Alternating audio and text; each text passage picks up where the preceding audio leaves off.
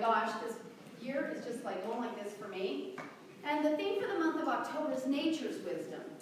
Nature's wisdom. And so one of the things as I was thinking about topics that seems like it's part of the natural rhythm of life is the Sabbath. Now, as Joanne referenced, the Sabbath comes to us from biblical tradition, where it's one of the 10 Commandments, and it's part of Jewish law. I would like to point out, which is something I was reminded of teaching the metaphysical Bible class, thou shalt keep the Sabbath is the 4th commandment. Thou shalt not kill is the 6th commandment. So the authors and editors of the Bible thought it was more important to stop and rest than to not kill people. So I would just like us to embrace that for a moment as we talk about this concept of Sabbath. Now, I think that, personally, I'll speak for myself, I've kind of been beaten over the head by the concept. Thou shalt keep the Sabbath, and and it's always been associated with Sunday. But Sabbath really just means, and if you look at the metaphysical context of that commandment, it just means stopping to connect with God. Stop long enough to connect with God. On Tuesday, or Friday, or in the middle of a Monday night, it doesn't matter if it's Sunday or not. Just stop long enough to feel the power and the presence of the one life moving through you in that moment. That's your Sabbath.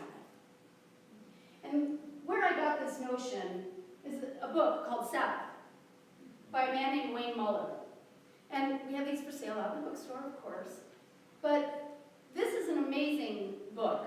And what it really is it talks a little bit about the concept of Sabbath apart from the day of Sunday. And then it gives you little rituals that you can do at any time. Take a Sabbath walk, light a Sabbath candle, etc. to allow you to connect at any moment. And so I urge you to get this book. It's actually a really great book. And Wayne Muller, he spoke at one of our conferences that I'm going to be talking about a little later, and he's an amazing man. But when we think about the concept of Sabbath, it is really resting. It is taking the time to have sacred time. If you look at the ancient traditions of the world, the Greeks really honored space. So the Greeks have sacred space everywhere. There's a temple to Apollo, there's a temple to Athena, so they have these beautiful temples that they built as sacred space. Most of the other Middle Eastern traditions are the same. So you have the pyramids, which are sacred space. There's something about sacred space. The Hebrews, other than the temple in Jerusalem, they didn't necessarily believe in sacred space. They believed in sacred time. So the way that you honor the divine is not build a memorial to it, but take the time to enter into an intimate relationship with it. And if you look in, especially the Gospel of John, John uses the same terminology for knowing God as the ancient Hebrew texts use about the intimate relationships between a man and a wife. So that sacred time is taking the time to build an intimate relationship with God. And that's the Sabbath. It's not about not going to work on Sunday and don't you dare eat at Chick-fil-A because they're closed on Sunday. That's not what the concept of Sabbath is about. It's about stopping long enough to build an intimate relationship with God. Open your heart and soul to that power and divine presence. So, something I've noticed, and psychology has actually supported, thinking is an addictive process. There is an addictive tendency. There are hormones that are released. There are biochemicals that happen in our brain that when we begin problem solving, they start to flood our brain chemistry and we get addicted to it and we can't let go of it.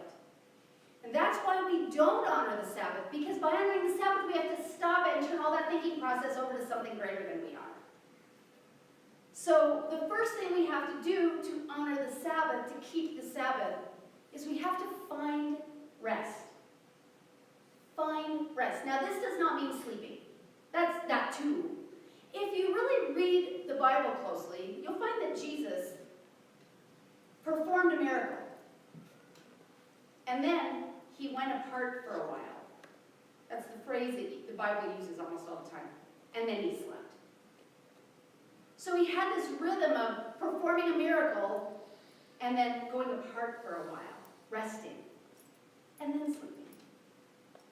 So that's how we're supposed to show up, is find our rest. We go out into the world and we do our work, but then we rest. Now, there are those who would say, well, I don't need a lot of rest. I only need 3 or 4 hours of sleep a night, and I can keep going. And, I really like it. I don't like just sitting around. I really like being busy, and I really like going all the time. Okay, your body's telling you that you need rest. Just like an engine, if you run your engine at 4,000 RPMs all the time, going, and you never let it rest, your engine is going to explode. You will need to replace the engine in your car if you do that. You must go to a certain amount of RPMs, and then you must back off. Go and back off. Same in the Old West. The Pony Express, this is kind of cruel to talk about, but they used to go through horses like this. Because the Pony Express would push those horses to keep going and never let them rest. And so when they pulled into the next mail station, the horses would just fall over dead. And so the Pony Express had they were the #1 purchaser of horses for the years that was in existence, because they just pushed those horses until they literally died. Well, our biochemistry is kind of the same. We must find rest. We can't go out into the world and do our work without it. Now, we can do it for a time, and we can continue to do it, but you will find, and I hope you've all had this experience, where you are increasingly unproductive as you push yourself. And you can still get it done, but it gets harder and harder. And your brain starts to get foggy, and you start to get muddled, and then I will wager that if you don't rest, 100% of us will get sick. That is the equivalent of the horse dropping over dead. We don't drop over dead right now. We're smart enough to catch it before then. The author of the book Sabbath, Wayne Muller, he talks about his own personal experience. He's a psychologist, psychotherapist. He's also a minister, I believe. It's Episcopalian, but I can't remember which denomination. And so he had a full-time counseling practice. In addition, he started a nonprofit called Bread for the Journey. He's the founder of this beautiful nonprofit that brings communities together to provide community support for food, housing, clothing, education. It's really just a grassroots community-based foundation that goes into different communities and teaches them different models. And so he was having his full-time counseling practice and running Bread for the Journey. In addition, he wrote a book called How Then Shall We Live? And this book took off, and so he's speaking and doing book signings on a book tour. And he's doing all of this, and of course he's using what I'm going to call RSBS, religious science BS, about, well, God never gets tired. God never gets tired. I can do this. When God, all things are possible. Even though every fiber of his being is crying out for him to rest, until he finds himself flat on his back in a hospital bed with such severe pneumonia that he was unconscious for weeks. They would have to increase his oxygen level if he raised his head off the pillow. Every day, they would hang him upside down by his ankles and beat on his back to break up the congestion in his lungs.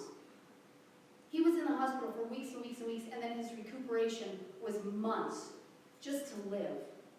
And he says in the book, he says, I realized the amount of energy it takes to focus mentally on something.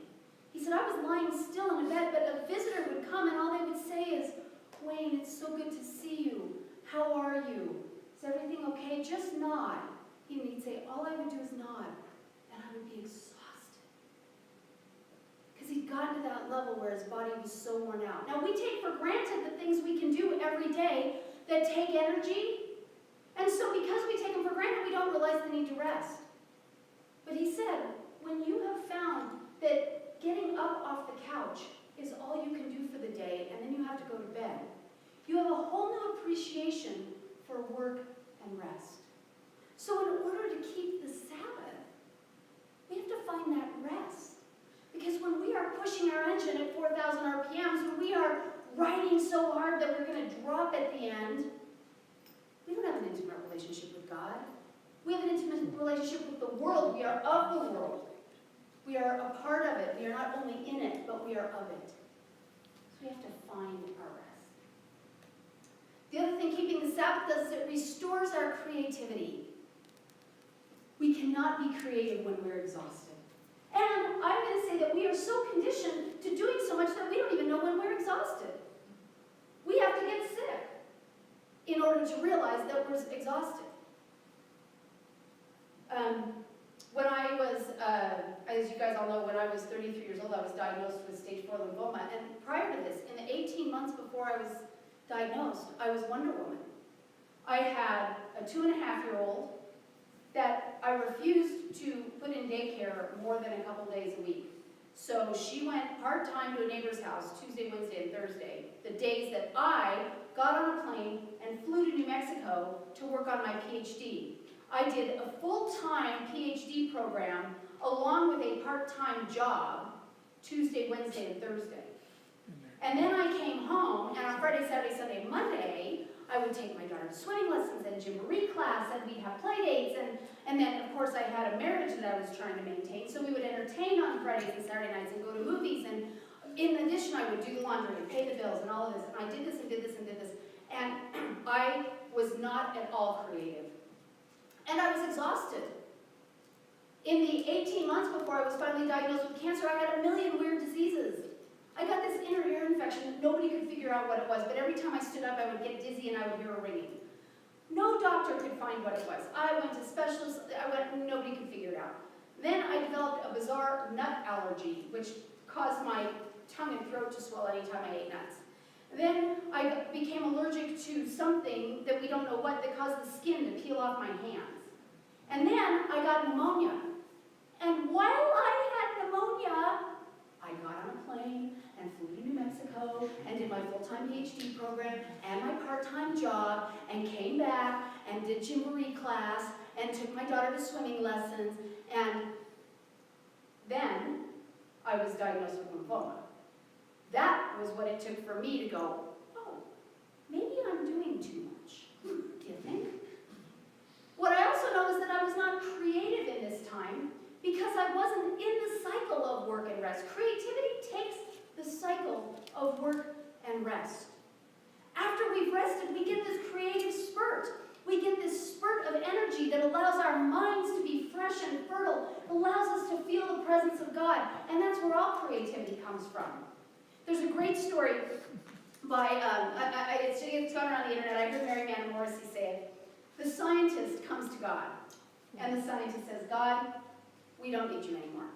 Science has figured out how to create everything that you created. Science can create human life. It can clone an animal. It can grow plants upside down in warehouses. We no longer need you, God.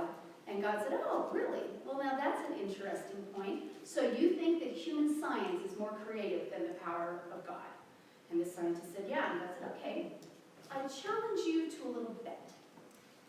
The scientist says, yeah, okay. He says, I dare you to make a man. Let's just say a human male. Make a human male. The scientist says, all right. Scientist reaches down to get a scoop of dirt, and God goes, whoa, not so fast. Make your own dirt. So science can never replace that. Thinking can't replace that creativity that comes when we rest, when we honor the Sabbath, when we cultivate that intimate relationship with God. And then the last thing is we have to surrender. Surrender. We hate that. We hate that. I hate that. I hate that. Everything I've ever given up has had claw marks on it, you know? I mean, it just... So, but the Sabbath, if the Sabbath means cultivating an intimate relationship with God, then it means letting the cares and the issues of the world go and allowing God to take care of it. Allowing God to take care of it, because we can't surrender and control at the same time. They're oxymorons. And so many of us do this thing, myself included, I can speak to it because I know it so well, where we can say, oh, you know, I absolutely surrender this to God. And if it's not done by Tuesday, I'll pick it back up. Really? Okay, I'll surrender. No, I'm good. We can go to a movie.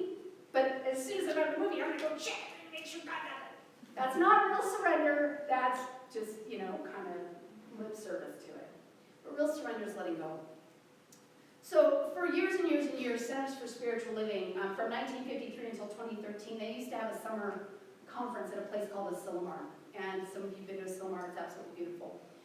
It's on the Monterey Peninsula in California. And Ernest Holmes actually spoke in Merrill Hall there. It's where he gave his famous sermon by the sea, and it's gorgeous. Now, I never got much Sabbath at a Silmar because I was running the event. I was in charge of making sure the event was, I was there to work. So it wasn't much of a Sabbath. But one year, I stayed the weekend after, thinking I could relax. Now, when we talk about control, I had something that I like to call a Silmar hair. A Silmar is next to the ocean.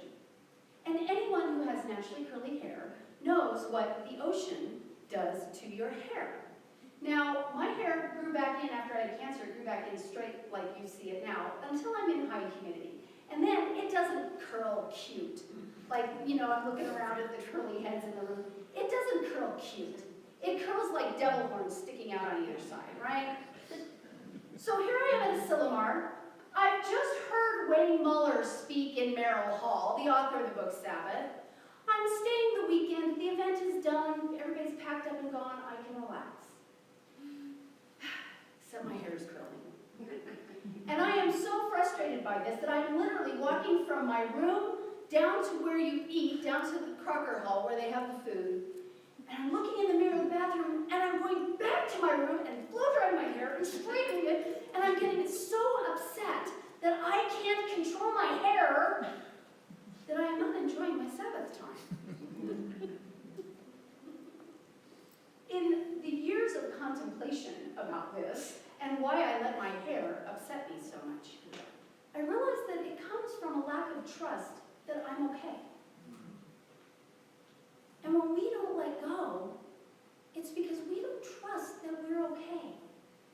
We believe there's something we have to do to prove our worthiness. There's something we have to be, look a certain way, or be a certain weight, or make a certain amount of money, or have a certain thing before we're okay. And that's the reason we don't surrender our lives to that intimate relationship with God.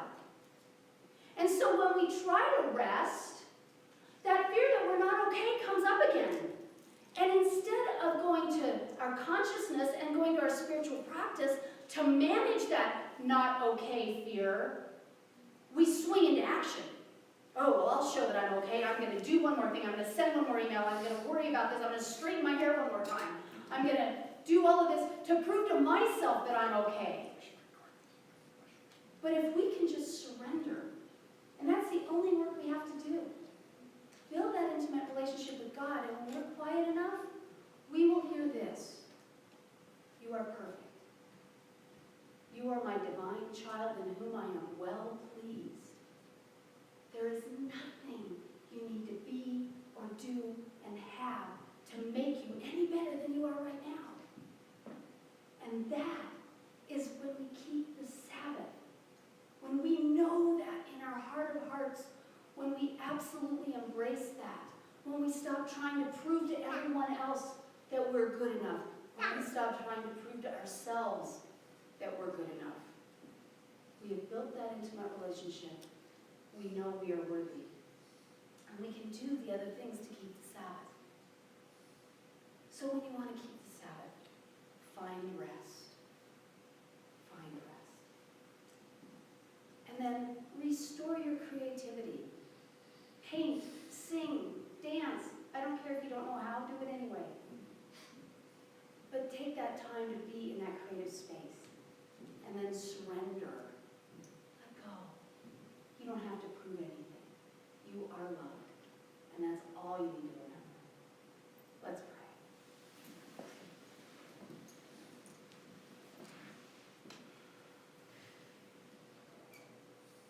So on this day that many call the Sabbath, I just want to remind everyone that the Sabbath is a state of consciousness. It is that place place where we absolutely align our hearts with God, where we absolutely know that we are one with this divine presence that is always caring for us, always carrying us, that it is okay to just be who we are. And when we find that place of peace, we are keeping the Sabbath. We are resting, we are creative, we are surrendered. And I know that that's the truth for each and every person here. That we were born on this planet with everything we need. And so I know for each one of us that God life that lives within us is here to provide with us that sense of peace, provide for us that power that we need to let go and allow this greater operating, organizing power to move through us into manifestation in the world however we want. But we guide that by being still and by unifying with it. And so I just accept the divinity of each one of us, and I know that as we go forth this day, we go forth with a deeper idea, a new idea of who we are. A new idea that we are beloved of God because we are God incarnate. And so I know on this Sabbath that we rest, we relax, we be creative, we let go, we allow that divine to operate in our lives, and we go forward with a spring in our step and joy in our heart, knowing that all is well. And so for this, I just give grateful thanks.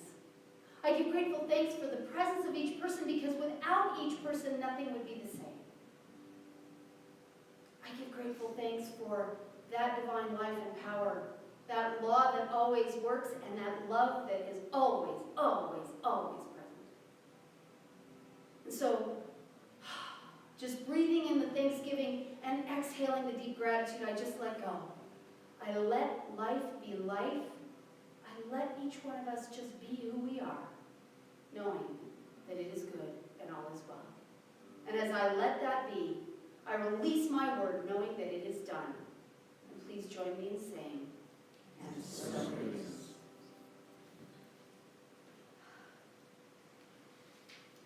And now if the ushers would come forward. So this is the time where we get to share in our service whatever gift that you feel called to give.